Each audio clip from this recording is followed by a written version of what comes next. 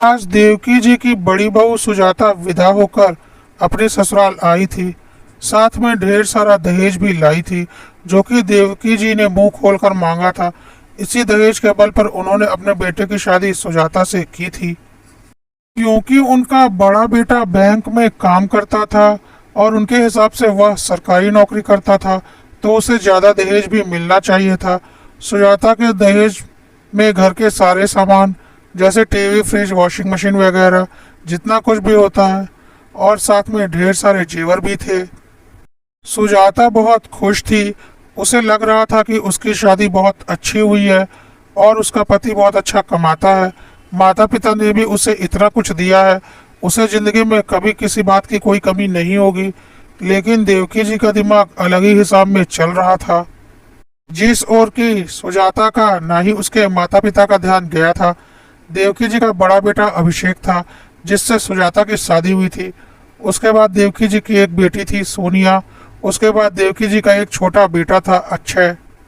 देवकी जी ने सुजाता के दहेज में जितना भी सामान लिया था, वह सब बिल्कुल उसी तरह से पैक रहने दिया और खोलने नहीं दिया।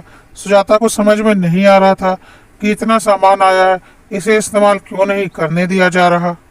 साथ ही साथ देवकी जी ने सुजाता के सारे गहने भी उतरवा कर उन्हें उनके बॉक्स में रखवा दिए। सुजाता को लग रहा था कि वह नई नई दुल्हन है, उसके सारे जेवर क्यों उतरवाए जा रहे हैं, पर वह कुछ समझ नहीं पा रही थी। अभिषेक को भी कुछ समझ में नहीं आ रहा था कि माँ ऐसा क्यों कर रही हैं। सुजाता को बहुत गुस्सा आ रहा था और वह सोच रही थी कि यह जेवर तो मम्मी पापा ने मुझे दिए हैं और यह मेरे हैं। मैं नहीं पहनूंगी तो कौन पहनेगा। अभी तो मैं नई नई दुल्हन हूँ, तो जेवर पहनूंगी तो अच्छा लगेगा। बाद में वैसे भी कौन इतने जेवर पहनता है। लेकिन देवकी जी ने सारे जेवरों को अपनी अलमारी में रख लिया था और ताला लगा दिया था। सुजाता और अभिषेक दोनों को यह बात बहुत अजीब लग रही थी और जितने भी सामान सुजाता के दहेज में थे, वह सब ऊपर वाले फ्लोर में एक रूम में रखकर ताला लगवा दिया था। जबकि घर का फ्रिज खराब होने की स्थिति में था, लेकिन देवकी जी ने नया फ्रिज नहीं खोलने दिया। वैसे भी उनसे कौन बहस कर सकता है, क्योंकि वह बहुत ही लड़ाकू किस्म की औरत थी। सुजाता की शादी को करीब 3 महीने हुए थे कि उसकी ननद सोनिया की शादी भी तय हो गई और 3 महीने बाद सोनिया की शादी की डेट पड़ी।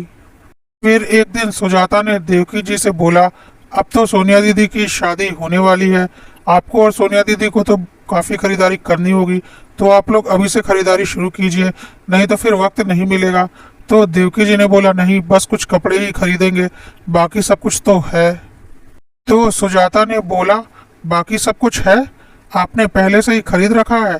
तो देवकी जी ने बोला, नहीं, तुम्हारे दहेज में इतना कुछ आया है, वह सब मैं सोनिया को दे दूंगी। फालतू में नया खरीद कर क्या फ़ायदा, हमारे घर के पैसे ही तो जाएंगे।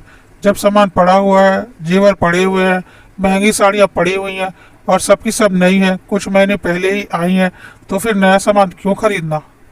यह सुनकर सुजाता को जोर का झटका लग गया। उसने बोला, यह सब तो मेरा सामान है।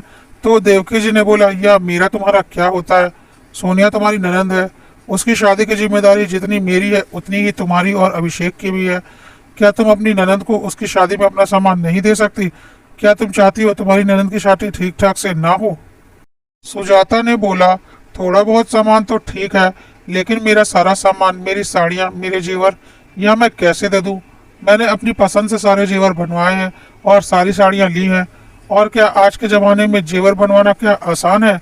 लाखों के जेवर हैं, मेरे माँ बाप ने अपने मेहनत की जमा पूंजी लगाई है, मैं उसे अपनी ननद को कैसे दे दूं? तो देवकी जी ने पूरे घर में हंगामा कर दिया कि देख लो कैसी बहू हमारे घर आई है, मेरा अपना कर रही है।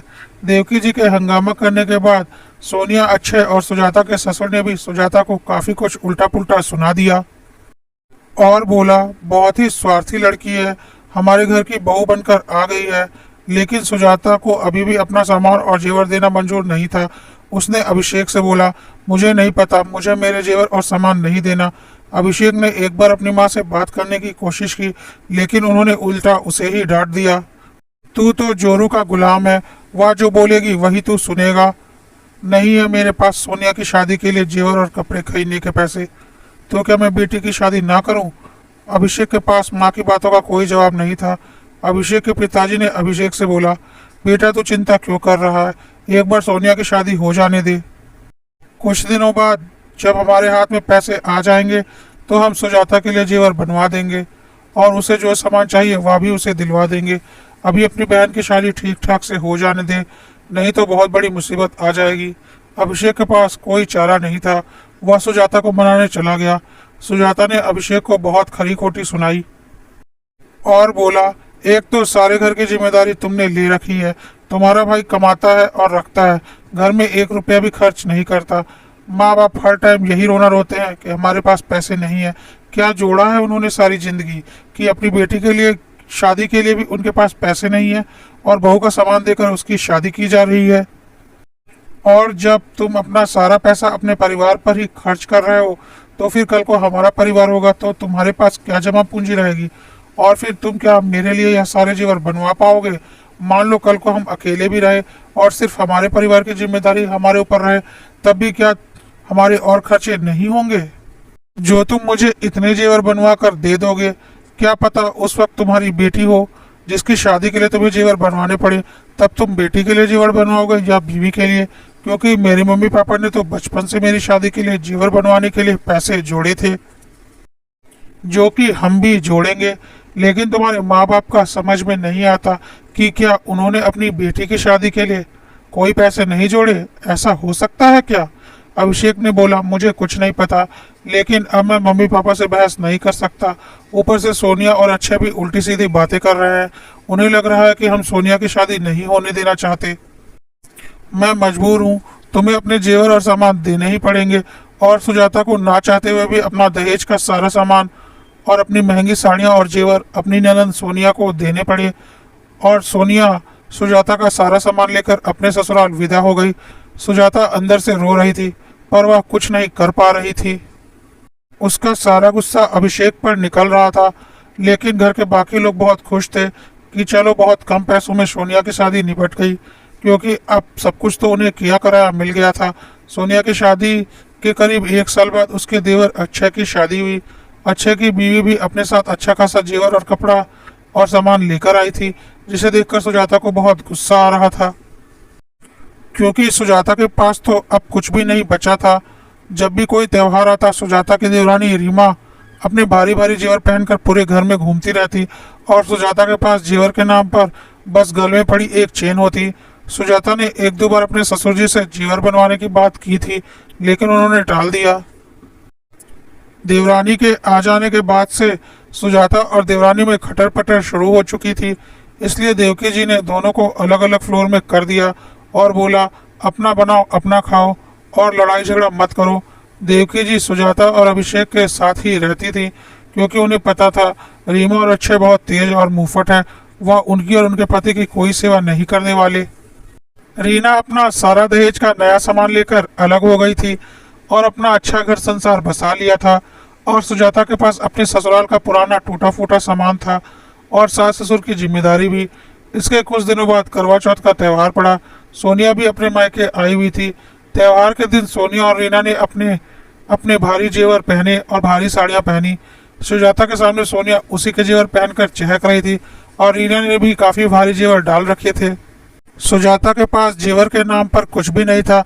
अब तो सुजाता की आंखों में आंसू आ गए और उसने घर में बहुत बड़ा हंगामा किया और बोला, मुझे कुछ नहीं पता, मेरे सामने मेरी ही ननद मेरे ही जेवर पहनकर घूम रही है और मेरे पास जेवर नहीं है। क्या मैं इस घर की बहू नहीं हूँ? एक बहू जेवरों से लदी हुई है और एक बहू के पास कुछ भी नहीं। तो रीना ने बोला, आपके पास जेवर नहीं है तो आप मुझसे जल रही हैं, आपके पास जेवर नहीं है तो खरीद लीजिए, मैं मेरे जेवर आपको थोड़ी ना दे दूंगी। तो सुजाता ने बोला, अच्छा तो मेरे जेवर कहाँ गए? तुम्हें कुछ पता भी है? यह जो हमारी ननद सोनिया है ना, इसने जो जेवर पहन रखे हैं वह मेरे जेवर हैं, जो कि मम्मी जी ने जबरदस्ती मुझसे लेकर उनकी शादी में इन्हें दे दिए थे। तो अब मुझे मेरे जेवर चाहिए, क्योंकि उस वक्त मम्मी पापा ने यही बोला था कि बाद में पैसे होंगे तो हम तुम्हें जेवर बनवा कर दे देंगे। अब मुझे मेरे जेवर चाहिए, क्योंकि मुझे भी जेवर पहनने हैं। मेरी भी नई नई शादी हुई थी, लेकिन मैं कभी जेवर नहीं पहन पाई। क्या मैं इंसान नहीं हूँ? तो सुजाता के सास ससुर ने बोला, लेकिन हमारे पास पैसे ही कहाँ है। आज सुजाता किसी की नहीं सुनने वाली थी। उसने बोला, अगर आपके पास पैसा नहीं है तो आप जानिए, आपकी बेटी की जिम्मेदारी मेरी नहीं थी जो मेरे सारे जेवर ले लिए। मुझे मेरे जेवर चाहिए, नहीं तो मैं बहुत बड़ा बवाल मचाऊंगी और सारे समाज को बुलाकर इस बारे में फैसला करवाऊंगी। सुजाता के सास ससुर को लगा कि बात कहीं कुछ ज्यादा ना बढ़ जाए। उन्होंने बोला ठीक है, हम तुम्हें 2-4 जेवर बनवा देंगे। तो सुजाता की देवरानी रीमा ने बोला अगर सुजाता भाभी के लिए जेवर बनेंगे तो मेरे लिए भी बनेंगे, क्योंकि जितना हक आपके पैसों पर सुजाता भाभी का है उतना ही मेरा भी है, तो मैं सिर्फ उन्हें कैसे लेने दे दूं। तो अभिषेक ने बोला तुम्हें शायद पता नहीं, सुजाता ने अपने सारे जेवर सोनिया को दे दिए थे और मम्मी पापा ने उस वक्त बोला था कि वह बाद में बनवा देंगे। अब जब सुजाता ने अपने मायके के जेवर अपनी ननद को दे दिए तो मम्मी पापा का फर्ज बनता है सुजाता को जेवर देने का। पर अक्षय ने बोला नहीं, मम्मी पापा के पैसों पर जितना आपका हक है उतना ही मेरा भी हक है। या आपकी बेवकूफ़ी थी कि आपने अपनी पत्नी के जेवर अपनी बहन को उठाकर दे दिया, तो आपकी बेवकूफ़ी की सजा मैं क्यों भुगतूं? अगर भाभी के जेवर बनेंगे तो मेरी बीवी के लिए भी जेवर बनेंगे। मैं इतना पागल नहीं हूँ कि मम्मी पापा के पैसों पर सिर्फ आपकी बीवी के जेवर बनने दूं। अभिषेक ने बोला तुम्हारे सामने ही तो सब कुछ हुआ था। तो अक्षय ने बोला हाँ, मेरे सामने ही हुआ था, लेकिन वह आपकी बेवकूफ़ी थी। तो अभिषेक ने बोला उस वक्त तो तुम और सोनिया भी बड़ी बड़ी बातें कर रहे थे। तो अक्षय ने कहा हम तो बोलेंगे ही, या तो आपको सोचना था ना कि आपको क्या करना है। भाभी आपकी बीवी थी तो उनके बारे में आपको सोचना था, कोई और क्यों सोचेगा। आपकी जगह अगर मैं होता तो किसी भी कीमत पर अपनी बीवी के जेवर अपनी बहन को नहीं देता। सोनिया की जिम्मेदारी मम्मी पापा की थी, आपने क्यों ली? लेकिन अब मम्मी पापा भाभी के लिए जेवर बनवाएंगे तो मेरी बीवी को भी चाहिए। मैं कुछ नहीं जानता, आपकी बीवी के जेवर छीन कर नहीं लिए गए थे, आप लोगों ने अपनी मर्जी से दिए थे। अब तो अभिषेक और सुजाता के ऊपर गाज गिर गई। जो भाई बहन उस वक्त इन्हें समाज और जिम्मेदारी याद दिला रहे थे आज इन्हें बेवकूफ बोल रहे हैं। सुजाता ने सोनिया की तरफ देखकर बोला क्यों सोनिया, तुम्हें भी तो सब पता है, आज मेरे ही जेवर पहनकर चहक रही हो और मेरे लिए एक आवाज भी नहीं उठा सकती। तो सोनिया ने साफ बोला मैं क्या करूं भाभी, मैं तो अब पराई हो गई हूं। यह सब मेरे शादी के पहले की बात है। अब तो मैं यहाँ मेहमान बनकर आती हूँ और मेहमान बनकर जाती हूँ, तो मैं इस घर के मामले में क्या ही बोलूँ, आप लोग आपस में देख लो। सुजाता को समझ में आ चुका था कि यह सब आपस में मिले हुए हैं। वह चुपचाप अपने कमरे में चली गई। पीछे से अभिषेक भी आया और बोला सुजाता शांत हो जाओ, जो हो गया, जाने दो, अब हम कुछ नहीं कर सकते। सुजाता ने बोला क्यों, उस टाइम तो बड़ी बड़ी बातें कर रहे थे, मेरे माँ बाप की मेहनत की कमाई के जेवर अपनी बहन की शादी में लुटा दिए। अब देख लो, अब तुम्हारे माँ बाप कितनी चालाकी दिखा रहे हैं। और तुम्हारे वही भाई बहन जो उस वक्त उल्टी सीधी बातें सुना रहे थे, अब उस भाई को भी हिस्सा चाहिए। सोच लो तुम कितने बड़े बेवकूफ़ हो और अपनी बेवकूफ़ी में तुमने मेरे सारे जेवर निकलवा दिए। क्या तुम्हारी औकात है कि तुम मुझे जेवर बनवा कर दे दोगे, वह भी इतने सारे जो मेरे माँ बाप के जीवन भर की जमा पूंजी से बने थे? क्या तुमने आज तक मुझे एक भी जेवर बनवा कर दिया है? नहीं ना, तो फिर किस हक से तुमने मेरे माँ बाप के दिए हुए जेवर मुझसे ले लिए? एक बार को अगर तुमने वह जेवर मुझे दिए होते तो शायद मैं कुछ ना भी बोलती, लेकिन वह जेवर तो मेरे माँ बाप ने दिए थे। अभिषेक के पास सुजाता की बातों का कोई जवाब नहीं था। वह चुप हो गया, बोलता भी क्या। आज उसे अपनी बेवकूफ़ी और सीधेपन का एहसास हो रहा था और उसके सीधेपन की वजह से कैसे उसके माँ बाप और भाई बहन ने उसे पूरी तरह से खाली कर दिया। सुजाता तमतमाती हुई रूम से बाहर निकल गई और बोली मुझे मेरे जेवर वापस चाहिए। सोनिया दीदी मुझे मेरे जेवर वापस कर दीजिए, मैं आपको कोई जेवर नहीं देने वाली। तो सोनिया ने बोला वाह भाभी, यह आपके जेवर कैसे हो गए? या तो मेरी शादी में मुझे मिले हुए हैं और मेरे मम्मी पापा ने मेरी शादी में दिए हैं। खबरदार जो मेरे जेवरों को हाथ लगाया। सुजाता ने बोला तो फिर मेरे जेवर कहाँ गए? तो सोनिया ने बोला वह आप जानिए और आपके पति और सास ससुर जाने, मुझे इससे क्या। सुजाता ने अपने सास ससुर की ओर देखा। उन्होंने बोला देखो सुजाता, अब जेवरों को भूल जाओ, हम चाहकर भी तुम्हें जेवर बनवा कर नहीं दे सकते क्योंकि हमारे पास इतने पैसे नहीं हैं और रीमा नहीं मानेगी, उसे भी जेवर चाहिए होंगे। तो मैं 2 लोगों के जेवर कैसे बनवाऊंगा?